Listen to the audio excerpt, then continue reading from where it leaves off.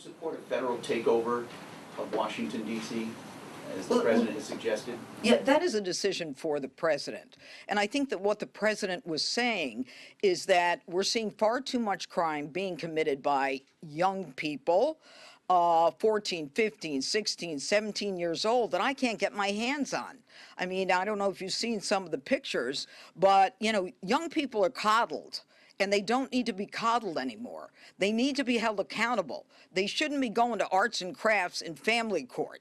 They need to understand that enough is enough and that the D.C. Council has to repeal some of these absurd ordinances and laws that they've had passed that do nothing to protect the people of this city and of this district. And I will reference a case that I wrote an op-ed piece on that I've been talking about for weeks. A young person gets on a bus with an illegal gun. There is a family on the bus. He makes a decision to shoot someone in the chest. To me, that's intent to kill. But for the grace of God, that individual did not die. Now, he's got a gun. It's illegal. He used the gun. Guess what the sentence was? I got a conviction. The sentence was probation. We can't have that. And by the way, he wasn't a kid, he was 19. These are the rules of the D.C. Council. They've got to be changed. We've got to have the ability to let young people know that they're going to be accountable.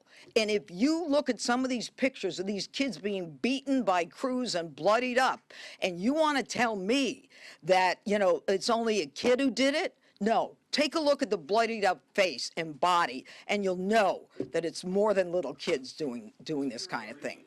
Are you trying to get your office to take over what Brian Schwab is doing? Do you want to take over juvenile justice here in the city? I'm not trying to do anything vis-a-vis Brian Schwab. All I want to do is clean up D.C. That's why the president put me here.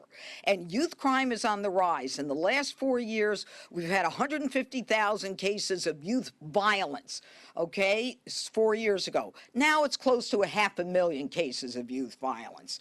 We've got D.C. as one of the highest murder rates in the country. So we can talk about crime going down, but going down from where? So, I mean, this is something that is a whole other issue. Today is about this indictment and making sure that if you intend to commit a crime of anti-Semitism or hate, we're coming for you.